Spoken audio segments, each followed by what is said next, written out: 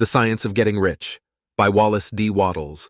Chapter 5, Increasing Life. You must get rid of the last vestige of the old idea that there is a deity whose will it is that you should be poor, or whose purposes may be served by keeping you in poverty.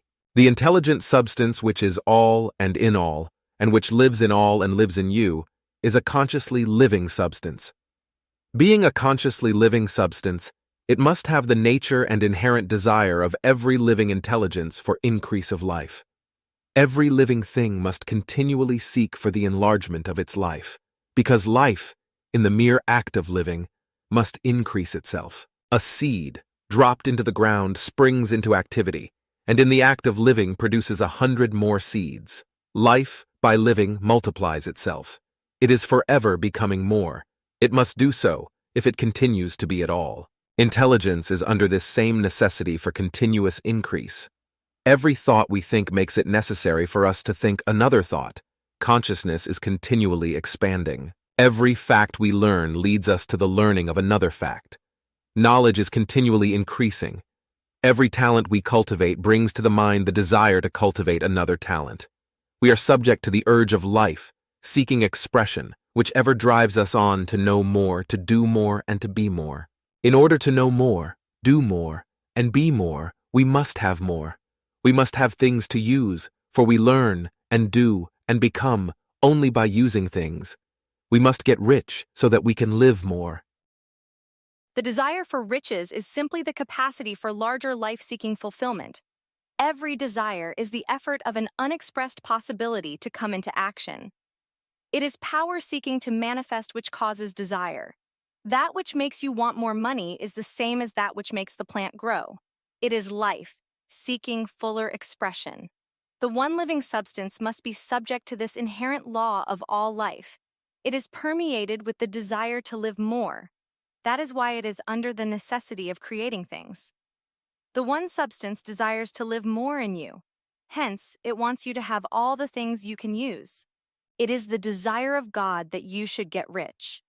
He wants you to get rich because he can express himself better through you if you have plenty of things to use in giving him expression.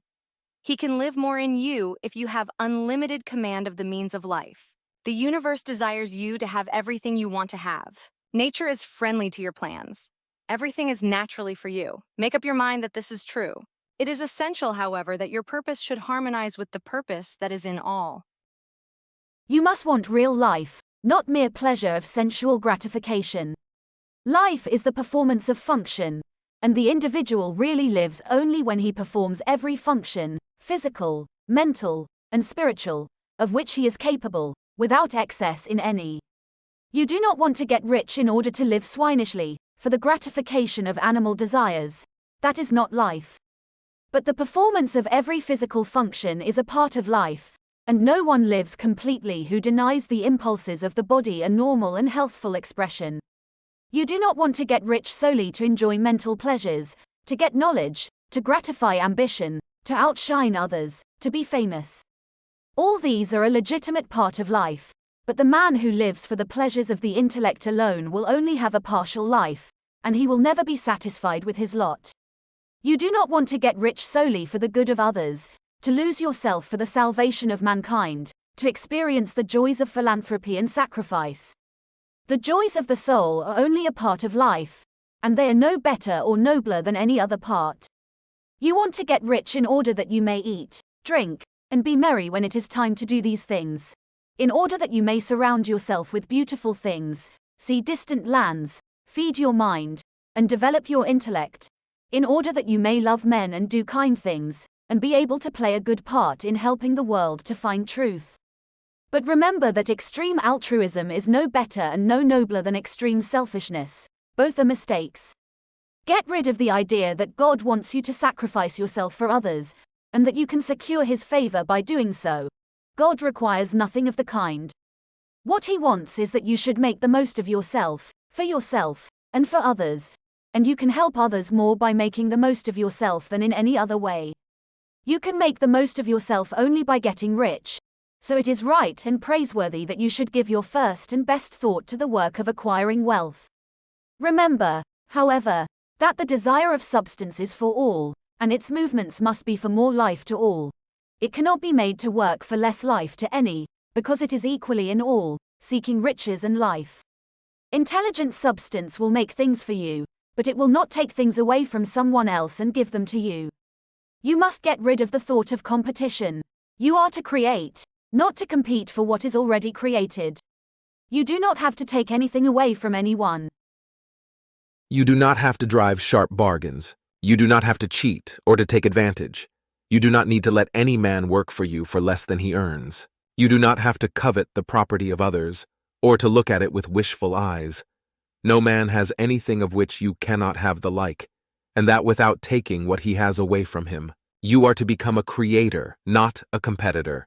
You are going to get what you want, but in such a way that when you get it, every other man will have more than he has now. I am aware that there are men who get a vast amount of money by proceeding in direct opposition to the statements in the paragraph above, and may add a word of explanation here. Men of the plutocratic type, who become very rich, do so sometimes purely by their extraordinary ability on the plane of competition, and sometimes they unconsciously relate themselves to substance in its great purposes and movements for the general racial upbuilding through industrial evolution.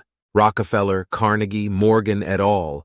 Have been the unconscious agents of the supreme in the necessary work of systematizing and organizing productive industry, and in the end their work will contribute immensely toward increased life for all. Their day is nearly over. They have organized production, and will soon be succeeded by the agents of the multitude, who will organize the machinery of distribution. The multimillionaires are like the monster reptiles of the prehistoric eras. They play a necessary part in the evolutionary process, but the same power which produced them will dispose of them. And it is well to bear in mind that they have never been really rich.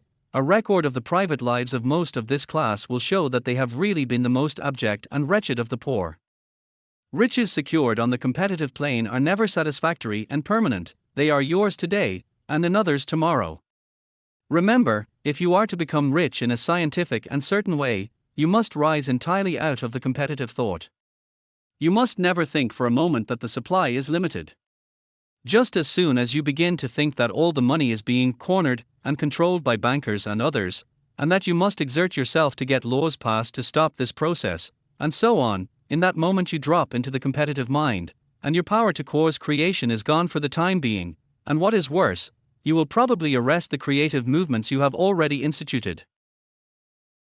Know that there are countless millions of dollars worth of gold in the mountains of the earth, not yet brought to light, and know that if there were not, more would be created from thinking substance to supply your needs.